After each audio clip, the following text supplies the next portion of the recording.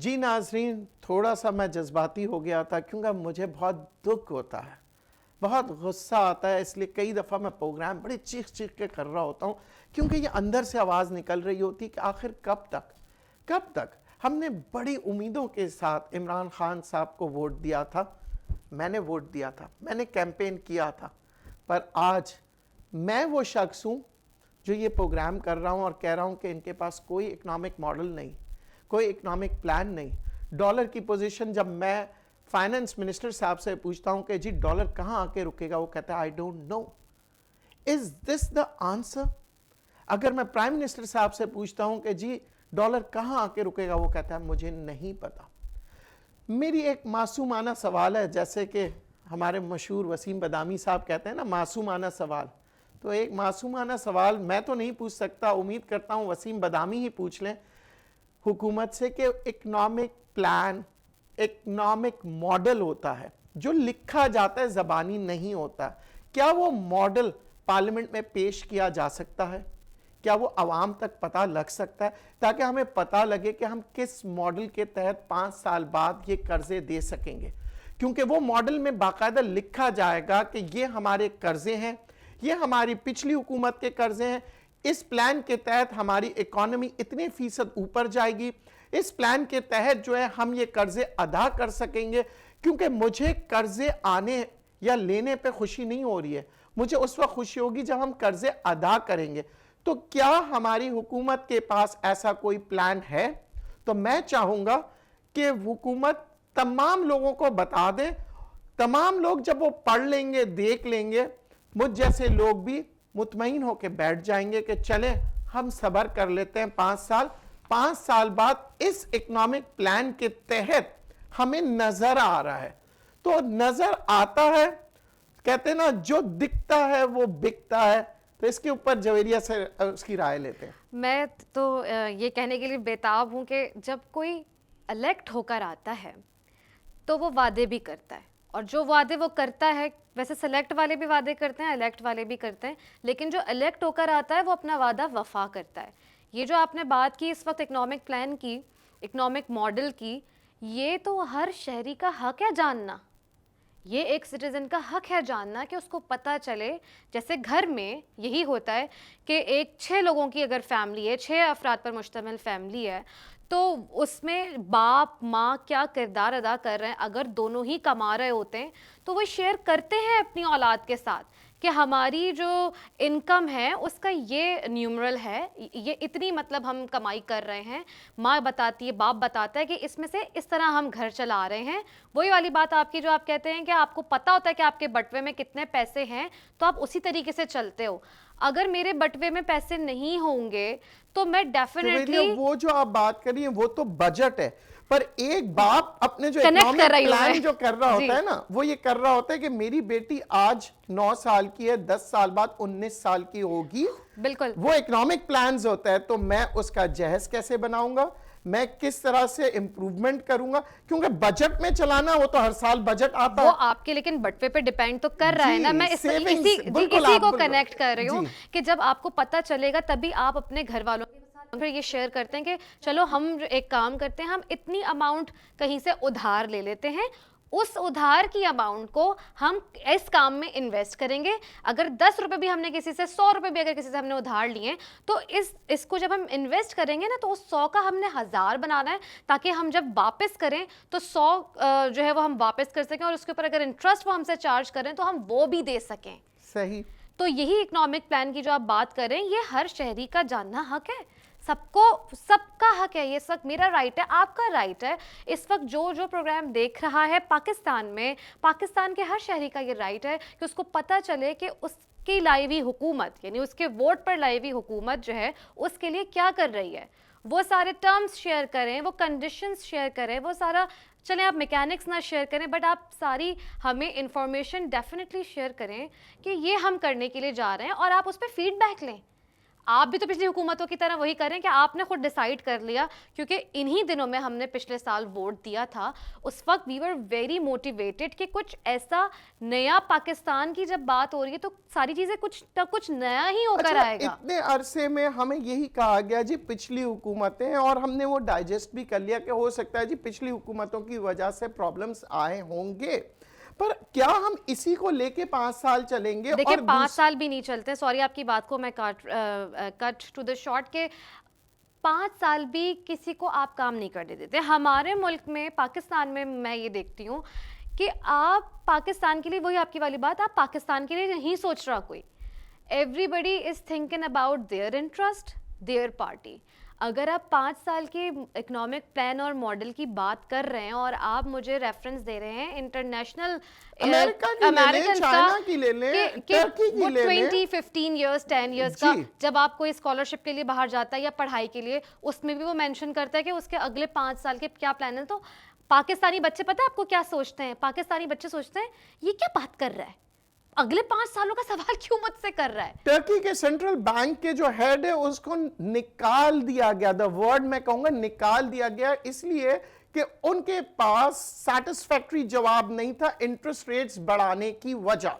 अच्छा, interest rates बढ़ाने की वजह जो है ना, आम तौर पे ये कहा जाता है कि जी आपके पास जो है ना रिजर्व्स का मसला है, आपकी लायबिलिटीज का मसला है, ये सब चीजें मसले हैं। पर इसके साथ एक और चीज जो अक्सर देखा गया है सारी दुनिया में, बैंक, सेंट्रल बैंक्स इंटरवीन जो करती हैं वो इसलिए करती हैं कि आपकी मईशत को कंट्रोल करने के लिए इंटरेस्ट का डेवलपमेंट करना बहुत जरूरी होता है। It is not an accounts. देखिए अकाउंटेंट का काम नहीं है कि 2+2=4, ठीक है जी, और अब उसमें से -1 कर दिया 3 हो गए तो अभी हमें इतना इंटरेस्ट रेट नहीं। बेसिकली इकोनॉमिस्ट, बैंकर्स, ये तमाम चीजें, ये जो बोर्ड ऑफ डायरेक्टर्स आप देखते हैं स्टेट बैंक में जो बैठते थे पहले, और कई सफों के बाकायदा इंटरेस्ट रेट्स बढ़ाने के बाकायदा उसकी एक्सप्लेनेशंस होती थी, जिसमें से मेरे ख्याल से आधा पेज हमें अखबार में मिलता था, पर अगर आप स्टेट बैंक के नोटिफिकेशंस पे जाते थे तो तकरीबन 30-40 पेजेस की उसकी डिफाइंड होता था। आज अगर हम बात कर रहे हैं, हमने फ्री मार्केट कर दिया है, फॉरेक्स वाले बैठ के हमारा रिजर्व्स क्या और हमारे इन सब चीजों से खेल रहे हैं और ब्लैक मार्केटिंग हो रही है। आज रिकॉर्ड पे आ गया, मैं आज आपको बता देता हूं कि ये जो रिकॉर्ड पे इस वक्त मौजूद पोजीशन है कि आपके जो लास्ट वीक के रिजर्व्स हैं 4.5% डिक्लाइन गए हैं। दूसरी बात, आपके जो फॉरेनर्स जो इन्वेस्टर्स थे उन्होंने पिछले साल की बनिस्बत बहुत कम प्रॉफिट लेके गए। क्यों? बिकॉज ऑफ डॉलर एक्सचेंज का रेट अप एंड डाउन। देखिए जब आप डॉलर की बात कर रहे होते हैं, ये एक मैकेनिज्म मैं आज आपको बताऊं कि गुर्बत कैसे आएगी। देखिए अब ये आ गया है कि इंटरेस्ट रेट्स फर्ज करें 14% है, ठीक है जी, तो अगर मैं कहता हूं कि मेरे पास 1 करोड़ रुपया है तो मुझे 1,40,000 रुपए मिल जाएंगे, ठीक है जी। 4 करोड़ रुपए है तो जाहिर है मेरे पास तकरीबन 5-6 लाख रुपए आ जाएंगे। तो अब मैं क्या करूंगा, अपना घर बेच दूंगा और कहूंगा चलो घर पे बैठ के वो बैंक का देता हूं लाख रुपए का किराए पे घर ले लूंगा, मुझे फिर भी 4 लाख रुपए बच जाएंगे, वो मेरी सेविंग है। इस तरह मैंने अपना घर बेच दिया, सब फैमिली खुश। पर आपको पता है उसका नुकसान क्या होगा? 2 साल बाद जब इंटरेस्ट रेट गिर जाएंगे, यहीं से प्रॉपर्टी की कीमत बढ़ जाएगी और 5 करोड़ का घर 15 करोड़ का होगा, तब मैं गरीब हो चुका हूंगा। क्यों? क्योंकि वो जो 5 लाख मुझे सूद के मिल रहे थे ना, वो वैल्यू नहीं रहेंगे। जब भी अल्लाह पाक ने कहा ना सूद हराम है, हम इन्फ्लेशन को नहीं देख रहे हैं। मैं सादे अल्फाजों में आपको बता दूं, आज अगर आप मिस्टेक करेंगे ना कि यार 5 करोड़ 6 करोड़ का घर हम बेच देंगे, बैंक में रखेंगे, आजादी से आराम से जिंदगी गुजारेंगे, 1 साल 2 साल आपने मजे से गुजार दिए, उसके बाद आप रोएंगे। क्यों? क्योंकि आपको वो 5 करोड़ का घर जो आज आपने बेचा है 5 करोड़ में नहीं मिलेगा, और यही बैंक्स इंटरेस्ट रेट गिरा देंगे। ये इंटरनेशनल फॉर्मूला होता है जो कि मैं माफियाज इस्तेमाल करते हैं कि लोगों को गुर्बत में लाने के लिए। जब भी मैं इंटरेस्ट से बहुत नफरत करता हूं। इंटरेस्ट एक ऐसा जहर है कि आप देखिए उसके मैकेनिज्म, जैसे मैं कहता हूं वाइट कॉलर क्राइम्स हैं, ठीक है। इंटरेस्ट जब आप बढ़ा देते हैं, आपकी फैक्ट्रियां नहीं चल पाती, क्योंकि तमाम फैक्ट्रियां जो है उनको कैश फ्लो चाहिए होता है। वो बैंकों के पास जाते हैं, वो पैसे लेते हैं। अब 12% 14% तो बैंक्स दे रहे हैं, वो जब लेने जाएंगे तो उनको 20% पे मिलेगा, फैक्ट्रियों को 25%। अब 25% वो बैंक का सूद अदा करे, ठीक है ना जी, और तकरीबन 30-40% टैक्स अदा करे, 75% प्रॉफिट रखने के बाद तो आवाम को वो चीज महंगी मिलेगी ना।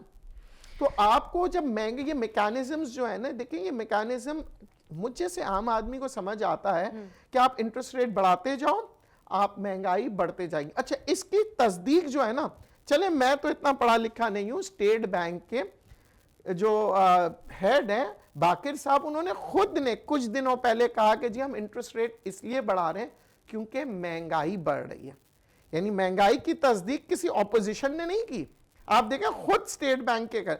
अच्छा, आज एक खबर बड़ी दिलचस्प आई है कि वर्ल्ड बैंक और IMF is very happy with our finance minister और हमारे स्टेट बैंक के गवर्नर साहब से, और उन्होंने मुलाकात की थी वॉशिंगटन में, और वो बहुत खुश है। उन्होंने कहा जी आप बिल्कुल बहुत अच्छा कारकर्दगी कर रहे हैं, पर क्या वो कारकर्दगी आईएमएफ के लिए अच्छा है या अवाम के लिए?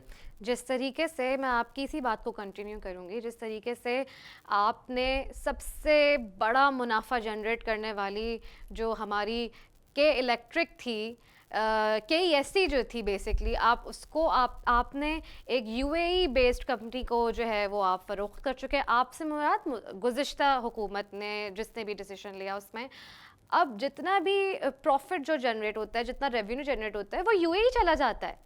आप देख सकते हैं कि कितने महंगे बिल अब आने शुरू हो गए हैं, और अल्टीमेटली लोग जो हैं, सिटीजन्स जो हैं, वो हुकूमत को जो है वो इसका जिम्मेदार ठहरा रही है। जबकि इसकी अवेयरनेस, इसके पीछे साइंस कैसे शुरू हुआ, क्या हुआ, किस तरह हुआ, ये लोगों तक इंफॉर्मेशन शेयर नहीं की गई है। एक सारी दुनिया में जो शुरू हुआ था सब्सिडी, ये सब्सिडी इसलिए दी गई थी, या हम कहते हैं क्रेडिट कार्ड इसलिए दिया जाता है, या क्रेडिट इसलिए दिया जाता है कि आप तरक्की करें, ठीक है। अब जब आप सब्सिडी हटा देते हैं, आपका घर फर्ज करें नहीं चल रहा, आपको पता है कि जी 1 तारीख को मुझे पैसे मिल जाएंगे, तो मैं 20 तारीख को पैसे खत्म हो जाते हैं, तो आपको क्रेडिट कार्ड होता है और आपको पता है 10 दिन में आपका काम बन जाएगा। तो ये सारी एक तरीकेकार होता है। अब आप कहें कि सब्सिडी हटा दो, हमें नुकसान हो रहा है। देखिए, एक जगह अगर आपको नुकसान हो रहा है, 100 जगह फायदा हो रहा होता है। आप अगर बिजली सस्ती करेंगे तो सारी दुनिया में आप अपने प्रोडक्ट बेच सकते हैं, कॉस्ट ऑफ प्रोडक्ट रिड्यूस हो जाएगा। लेकिन आप मुझे बताएं कि इसको प्राइवेटाइज करने के बाद तो हमें नुकसान ही हुआ ना। इसके ऊपर इस वक्त की हुकूमत को इसके ऊपर काम करना चाहिए। हम ज़ाहिर है हम भी दूसरों की तरह रो रहे हैं, और हम इसलिए रो रहे हैं क्योंकि हमें रोना आ रहा है।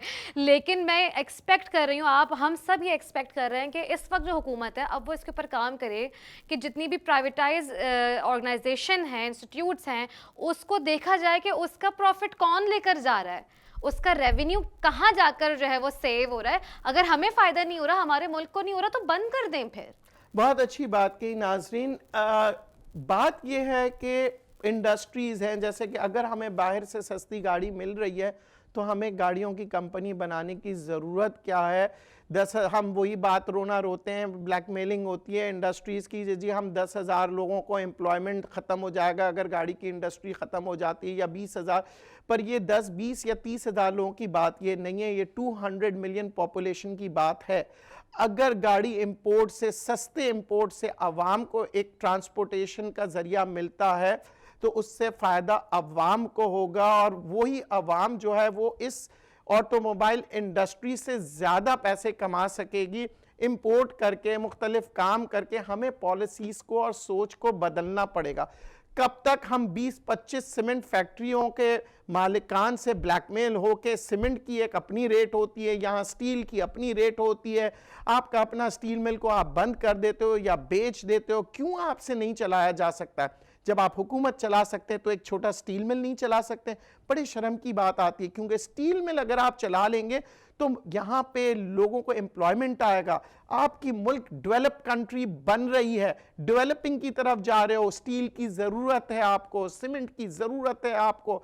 आप अपने नेशनल कैरियर्स को सस्ता करें ताकि लोग बाहर ममालिक में बैठे हो कहेंगे जी पीआईए से चलते हैं वहां सस्ता है। अब तो लोग कहते हैं हम पीआईए से जाएं या एमिरेट से जाएं या कतर से जाएं, कीमत एक ही है।